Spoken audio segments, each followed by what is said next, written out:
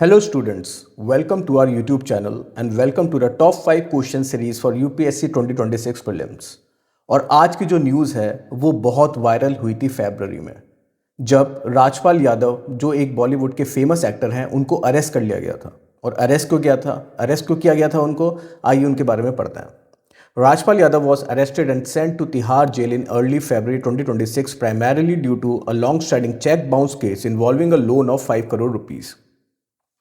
The case dates back to 2010 when the actor borrowed the money from a Delhi-based company, Murli Projects Private Limited, to fund his directorial debut film Ata Pata Lapata. The film failed at the box office, leading to a financial crisis that prevented him from repaying the debt. देखिए, ये जो information है ये बहुत factual है और ये बहुत इंपॉर्टेंट नहीं है। ये बस इसलिए हम पढ़ रहे हैं कि हमें पता रहे कि जो क्वेश्चंस हम आगे करने वाले हैं वो किस चीज़ से रिलेटेड है, क्या कॉन्टेक्स्ट है। और इसमें जो सबसे इंपॉर्टेंट कॉन्टेक्स्ट है वो है चेक बाउंस केस।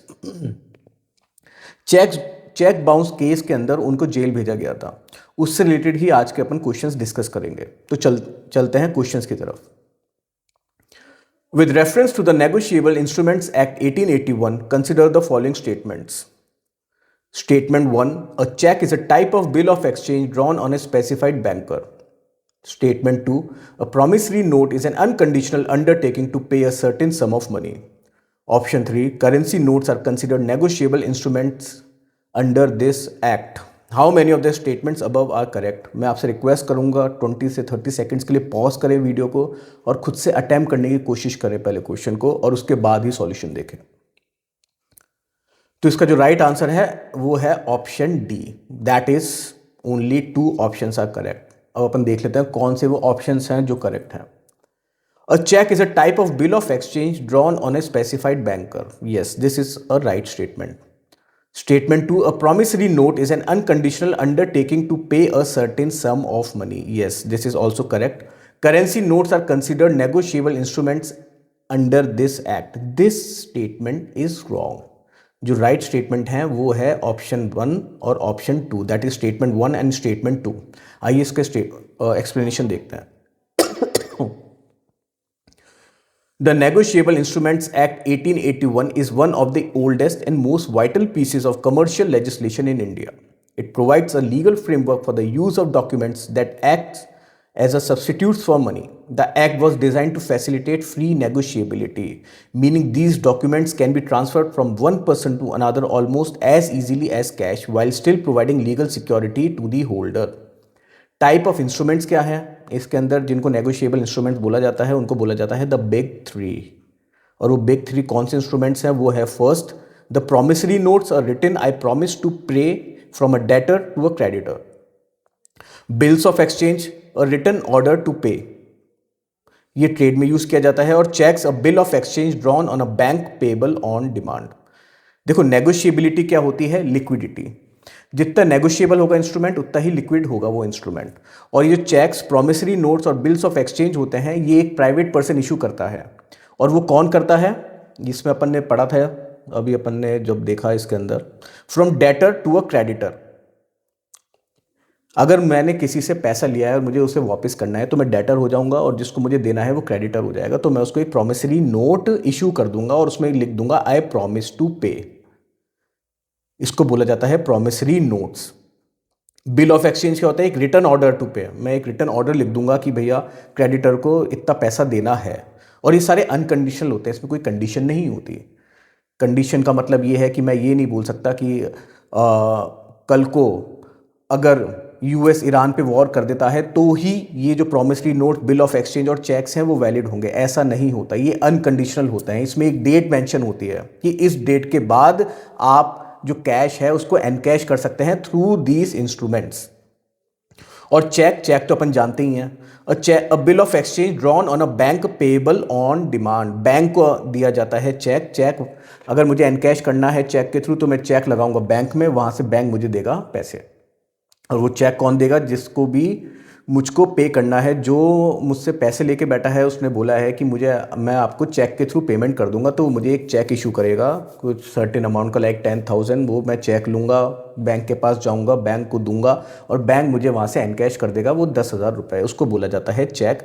इसी रीज़न की वजह से राजपाल यादव को जेल भेजा गया था क्योंकि उनके जो चेक्स थे वो बाउंस हो गए थे। चेक बाउंस का मतलब है कि राजपाल यादव ने कुछ 5 करोड़ रुपीस के चेक इशू किए थे इस कंपनी को, मुरली प्रोजेक्ट्स प्राइवेट लिमिटेड को। और जब मुरली प्रोजेक्ट्स प्राइवेट लिमिटेड, जब वो चेक को उन्होंने बैंक में लगाया तो उनके अकाउंट में इतने पैसे ही नहीं थे, 5 करोड़ रुपए थे ही नहीं। और जब 5 करोड़ रुपए नहीं थे, वो सर्टिफाइड अमाउंट अगर नहीं होता आपके बैंक में, तो उसको बोला जाता है चेक बाउंस, कि मेरा चेक बाउंस हो गया। और फिर एक लीगल लाइबिलिटी आ जाती है, जिसने चेक इशू किया है उसके अगेंस्ट एक लीगल एक्शन लिया जा सकता है। That is the whole case. आइए अब चलते हैं नेक्स्ट क्वेश्चन की तरफ। Regarding compoundable offenses in India, consider the following statements. Statement 1. They are offenses where the complainant can reach a compromise with the accused. Statement 2. Once an offense is compounded, it has the same legal effect as an acquittal. Statement 3. All criminal offenses under the IPC, now BNS, are compoundable with the permission of the court. Which of the statements given are correct? Option A 1 and 2 only, option B 1, 2 and 3, option C 2 and 3 only, and option D 1 only. फिर से request है मेरी आपसे, 20 से 30 seconds के लिए video को pause करिए, खुद अटेम्प्ट करें क्वेश्चन को और फिर इसका सॉल्यूशन देखें। इसका आंसर है option A, that is only 1 and 2। सिर्फ वन फर्स्ट स्टेटमेंट और 2 स्टेटमेंट करेक्ट है, थर्ड इज रॉन्ग। आइए इसको समझते हैं, पहले इसकी एक्सप्लेनेशन देख लेते हैं कि है क्या। Explanation. In the Indian legal system, a compoundable offense is one where the parties involved, that is the victim and the accused, can reach a compromise and agree to drop the charges. Think of it as a legal settlement. Once an offense is compounded, the accused is acquitted by the court and the case is closed without a full trial or a conviction.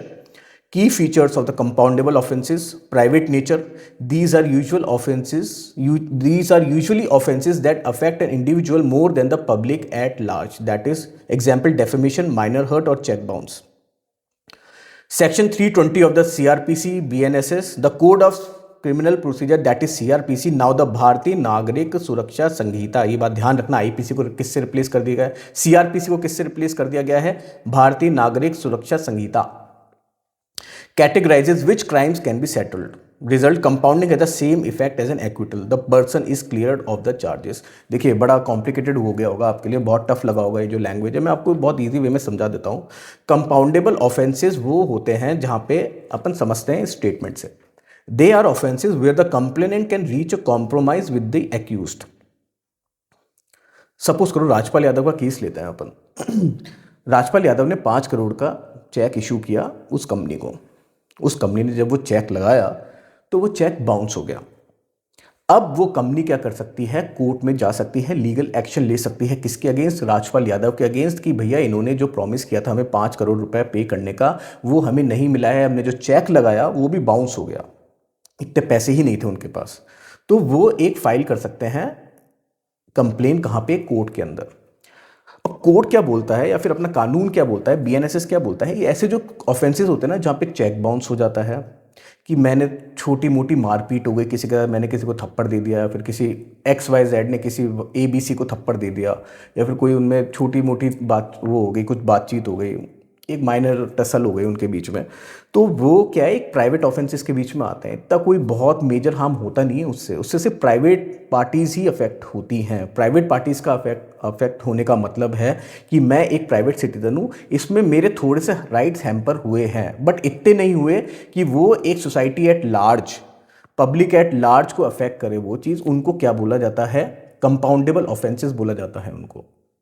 इसमें लिखा भी है, क्या लिखा है इसमें? एक तो डेफेमेशन, कि मेरे अगेंस्ट किसी ने झूठ फैला दिया कि जो शिवम सर हैं वो किसी गलत चीज़ में इन्वॉल्व हैं। अब मैं उसके अगेंस्ट डेफेमेशन का केस लगा सकता हूँ कि भैया ऐसा है नहीं, इसने बिना कुछ वेरीफाई करे हुए इसने झूठ लिख दिया है, और मैं इसके अगेंस्ट डेफेमेशन का केस लगा सकता हूँ। तो इसके अंदर ऐसा कुछ नहीं हुआ कि सोसाइटी एट लार्ज इफेक्ट हुई है, इसके अंदर बस मैं एक प्राइवेट सिटीजन उसमें इफेक्ट हुआ। तो इन ऑफेंसेस को क्या बोलते हैं? Compoundable offences. इनको डील कैसे करना होता है कानून के मुताबिक? इसमें यह होता है कि कंपाउंडेबल ऑफेंसेस कानून ये बोलता है कि आप कंपाउंडेबल ऑफेंसेस को आपस में भी सुलझा सकते हैं। अगर कोर्ट में भी गया उसके बाद भी आप आपस में सुलझा सकते हैं। और एक बार आपके बीच में कोई नेगोशिएशन हो गया, एक सेटलमेंट हो गया, तो उसको एक लीगल इफेक्ट दे सकते हैं। इसका मतलब ये है कि उसको क्या माना जाता है, एक्यूज को, accused is acquitted by the court. अगर इस केस में देखें, राजपाल यादव के केस में, अगर वो कंपनी बोलती है कि हाँ ठीक है, हमारा जो मामला है हमने आपस में सेटलमेंट कर लिया है उसका, भले ही वो कोर्ट में चल रहा हो वो केस, तो एक बार अगर कंपनी ने बोल दिया कि हमें कोई दिक्कत नहीं है, उन्होंने जो भी पेमेंट किया है हम उसको एक्सेप्ट करते हैं, तो उस केस को क्लोज माना जाता है और उसमें फिर ट्रायल और कन्विक्शन नहीं होता। उसमें उस केस में ट्रायल और कन्विक्शन नहीं होता। फिर कोर्ट के पास ये अथॉरिटी है कि जैसे ही नेगोशिएशन हुआ वहां पे उस केस को क्लोज कर देगी। इसमें लिखा भी है compounding has the same effect as an acquittal. एक बार स्टेटमेंट 2 भी देखते हैं हम। Once the offence is compounded it has the same legal effect as an acquittal. हाँ, अगर ऑफेंस कंपाउंड हो गया, कि राजपाल यादव का ऑफेंस अगर कंपाउंड हो गया, अगर उस कंपनी ने बोल दिया कि हमें कोई दिक्कत नहीं है, कि जो भी हमारा मामला था हमने आपस में सेटल कर लिया है, तो उसको क्या बोला जाता है, उसका लीगल इफेक्ट क्या है, एक्विटल ही होता है, जो हमने यहाँ पे भी पढ़ा है। Compounding has the same effect as an acquittal, the person is cleared of the charges. फिर राजपाल यादव पे कोई भी चार्जेस नहीं लगेंगे। स्टेटमेंट 3 बहुत इंटरेस्टिंग है। All criminal offences under the IPC, now BNS, are compoundable with the permission of the court. This is a wrong statement. सारे जो क्रिमिनल ऑफेंसेस हैं वो कंपाउंडेबल ऑफेंसेस नहीं हो सकते, उनकी वो नेचर नहीं हो सकती। क्यों नहीं हो सकती? किसी ने मर्डर कर दिया, किसी ने बहुत हीनस क्राइम कर दिया, जैसे रेप कर दिया, किडनैपिंग कर दी, तो उसको आप कंपाउंडेबल ऑफेंसेस में नहीं गिन सकते। उसमें सिर्फ एक प्राइवेट सिटीजन इफेक्ट नहीं हुआ है, उसमें ऐसा सोसाइटी पूरी इफेक्ट हो रही है, उसमें पूरा समाज इफेक्ट हो रहा है। वो एक क्राइम अगेंस्ट स्टेट है, वो क्राइम अगेंस्ट एन इंडिविजुअल नहीं है।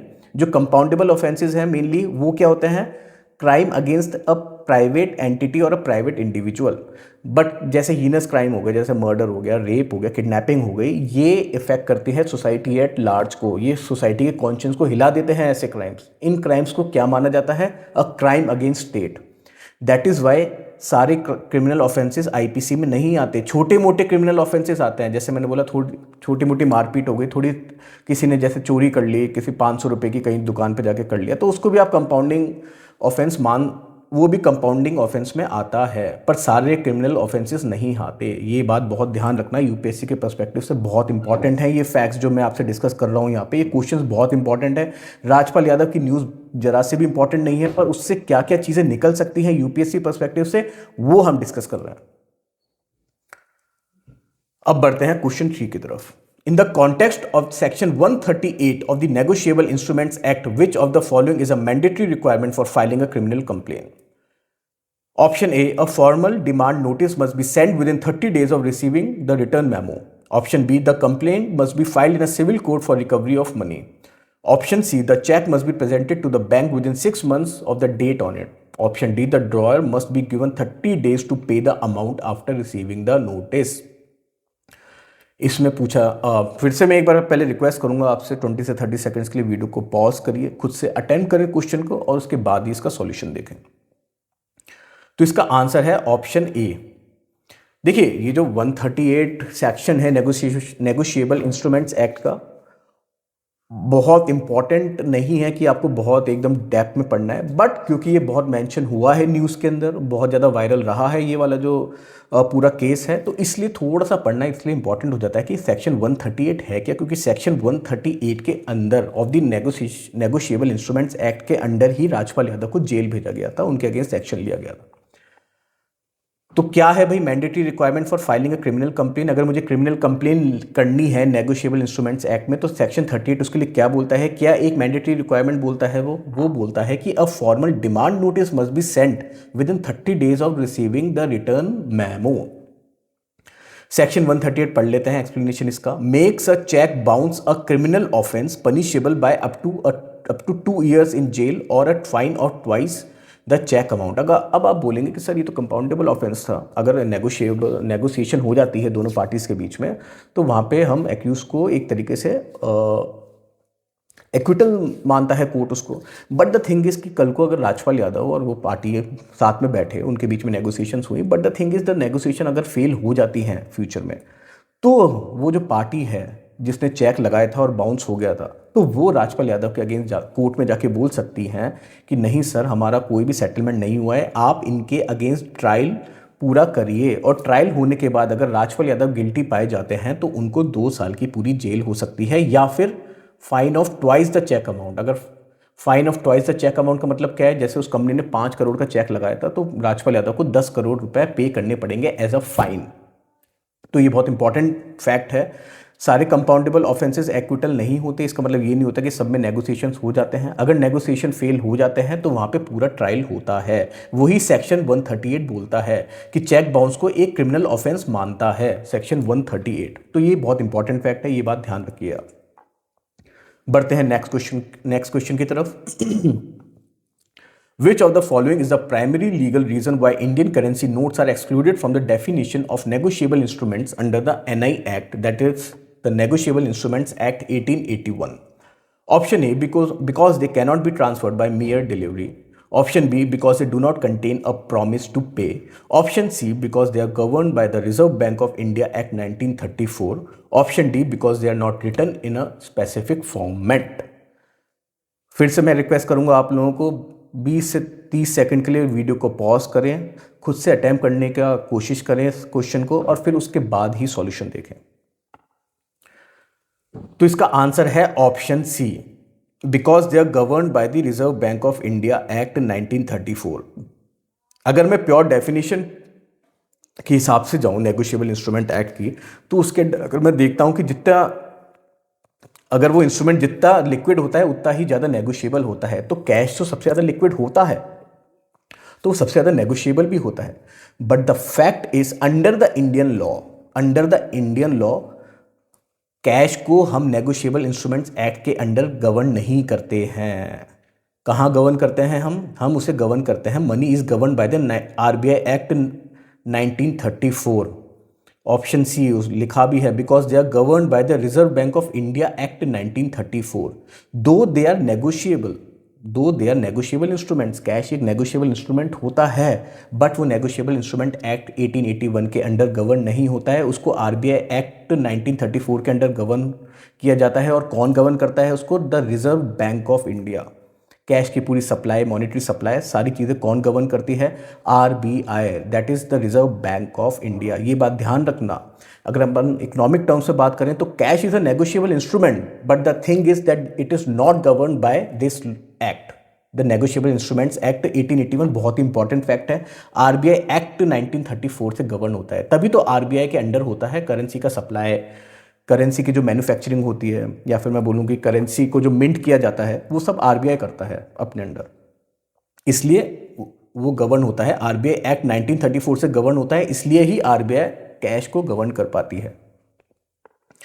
लिखा भी है इसमें, under Indian law money, currency notes and coins भी आते हैं इसमें, और करेंसी नोट्स भी आते हैं। करेंसी नोट्स का मतलब बोल के 10, 20, 50, 100, 500 के जो नोट्स होते हैं, कॉइन्स जो अपन देखते हैं 1, 5, 10, 20, is not a negotiable instrument. Indian law के अंडर ऐसा लिखा है, ये बात ध्यान रखना, इंडियन लॉ के अंडर नेगोशिएबल इंस्ट्रूमेंट नहीं है, बट इकोनॉमिक टर्म्स में it is a negotiable instrument. While negotiable in a common sense means transferable, obviously cash भी ट्रांसफरेबल भी होता है ना, बट द थिंग इज कि इंडियन लॉ इसको वैसे डिफाइन नहीं करता है। The negotiable instruments act 1881 specifically excludes currency को एक्सक्लूड करता है ये act. Money is govern purely bye the RBI act 1934। Next question की तरफ बढ़ते हैं हम। In the context of legal tender consider the following. Statement 1, a check is an optional tender.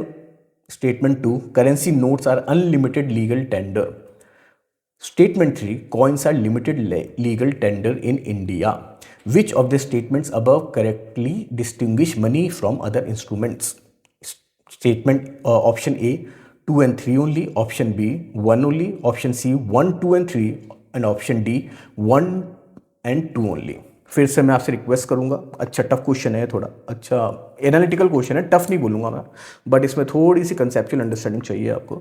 सो पहले पॉज करें इस वीडियो को एटलीस्ट फॉर मिनट और सो, खुद से अटेम्प्ट करें क्वेश्चन को, और उसके बाद ही इसका सॉल्यूशन देखें। इसका जो आंसर है वो है ऑप्शन सी। पहला स्टेटमेंट भी करेक्ट है, दूसरा स्टेटमेंट भी करेक्ट है, और तीसरा स्टेटमेंट भी करेक्ट है।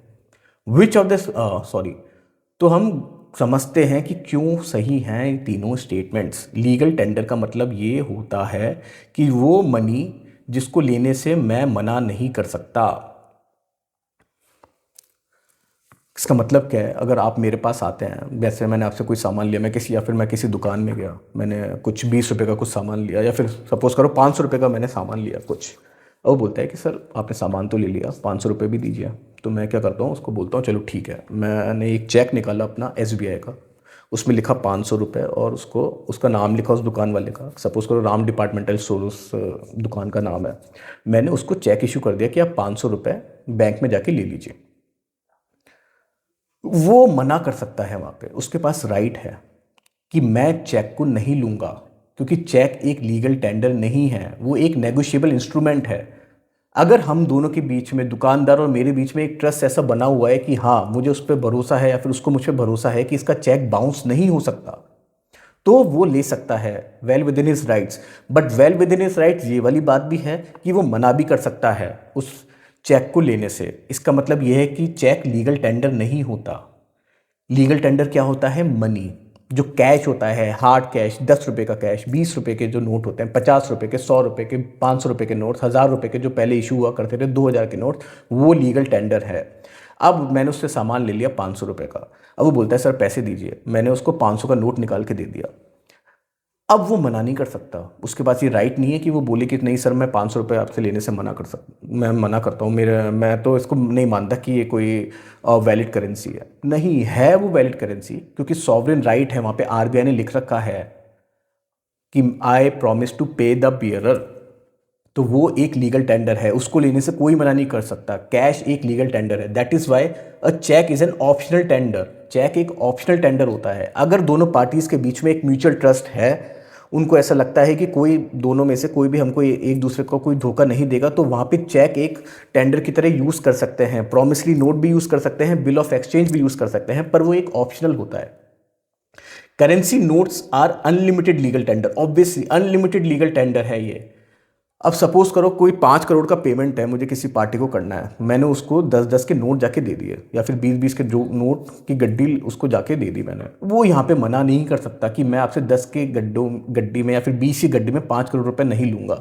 वहाँ पे अनलिमिटेड लीगल टेंडर है, कितनी भी अमाउंट में, कितना भी अमाउंट हो, मैं उसको कैश के अंदर आराम से, करेंसी नोट्स जो हैं 10 के, 20 के, कितने भी, ये मेरे ऊपर है कि मैं उसको कैसे पेमेंट करता हूँ। मैं कितने भी अमाउंट में उसको वो कैश पकड़ा सकता हूँ, चाहे वो 500 के हों, चाहे 10 के हों, वो 20 के हों या फिर 50 के हों, वो मना नहीं कर सकता, क्योंकि करेंसी नोट को अनलिमिटेड लीगल टेंडर माना गया है। अब स्टेटमेंट 3 पे आते हैं, coins are limited legal tender in India. Coins are limited legal tender का मतलब है कि कॉइन लेने से कोई मना कर सकता है। गवर्नमेंट ने एक लिमिट बना रखी है, एक बार आप लिमिट चेक कर लेना, गूगल पे जाके एक बार फैक्ट चेक कर लेना क्या है। एक लिमिटेड अमाउंट तक ही मैं सिक्कों में पेमेंट कर सकता हूँ किसी पार्टी को। सपोज करो वो लिमिट जो सेट कर रखी है वो 20,000 है, कि 20,000 तक मैं सिक्कों में दे सकता हूँ। अगर 20,000 से 1 रुपये भी ज़्यादा हुआ, उसके बाद सिर्फ कैश चलेगा। तो अगर मैं 20,000 का अगर पेमेंट हुआ कहीं पे, अगर मुझे करना है, तो मैं 20,000 के वैल्यू के सिक्के, बहुत सारे, वो किस सिक्के की वैल्यू कुछ भी हो सकती है, इंट्रिंसिक वैल्यू उसकी कुछ भी हो सकती है, तो मैं सिक्के लेके गया किसी के पास और बोला कि यार 20,000 रुपये के सिक्के आप पकड़ लो, तो वो वहाँ पे मना नहीं कर सकता। वो बोल सकता, मैं यहाँ बोल सकता हूँ कि 20,000 तक तो अलाउड है ना, 20,000 तक तो लो, उसके आगे अपन देख लेंगे। बट अगर द थिंग इज कि अगर 30,000 या फिर 21,000 का अगर कोई पेमेंट है और मैं वो सिक्कों में कर रहा हूं, तो वहां पे जो पार्टी है वो मना कर सकती है। वहां पे उसके पास वो राइट है कि नहीं, ये अनलिमिटेड लीगल टेंडर नहीं है, कॉइन्स अनलिमिटेड लीगल टेंडर नहीं है, यहाँ पे लिमिटेड लीगल टेंडर है। एक सेट की गई है लिमिट यहाँ पे कि आप इतने अमाउंट तक ही आप सिक्कों में पेमेंट कर सकते हो। तो ये बहुत ही इंपॉर्टेंट फैक्ट है कि कॉइन्स अनलिमिटेड लीगल टेंडर नहीं होते। ये फैक्ट घुसा लेना दिमाग में, इकोनॉमिक पॉइंट ऑफ व्यू से, इकोनॉमी पॉइंट ऑफ व्यू से बहुत इंपॉर्टेंट फैक्ट है ये। Currency notes unlimited legal tender होते हैं, तो इसलिए इसका आंसर हो जाता है option C, that is 1, 2 and 3। इस पूरे डॉक्यूमेंट की जो PDF है वो आपको टेलीग्राम चैनल पे शेयर हो जाएगी। आज के लिए इतना ही, thank you. Subscribe, like and share, और मैं ऐसे खूब सारे जो टॉपिक्स चल रहे हैं करंट के अंदर, और या फिर ऐसे इश्यूज़ जो मुझे लगता है कि बहुत इंपॉर्टेंट हैं, बहुत ज़्यादा न्यूज़ साइकिल में रहे हैं, उनसे रिलेटेड मैं क्वेश्चंस आपके साथ डिस्कस करते रहूँगा। और होपफुली यूपीएससी 2026 प्रीलिम्स में वो क्वेश्चंस आएंगे भी, क्योंकि यूपीएससी की आदत रही है जो इश्यूज़ न्यूज़ में रहते हैं, न्यूज़ साइकिल में बहुत टाइम तक रहते हैं, लाइक फॉर 10-15 डेज, और बहुत हॉट और बर्निंग टॉपिक्स रहते हैं, यूपीएससी उनको जनरली टारगेट करता है। और नादे मैम भी आपके साथ वही क्वेश्चन डिस्कस करती हैं या फिर वही टॉपिक्स डिस्कस करती हैं जो न्यूज़ में रहते हैं, और वो बहुत इंपॉर्टेंट हो जाते हैं current affairs point of view से। So okay viewers, okay students, thank you.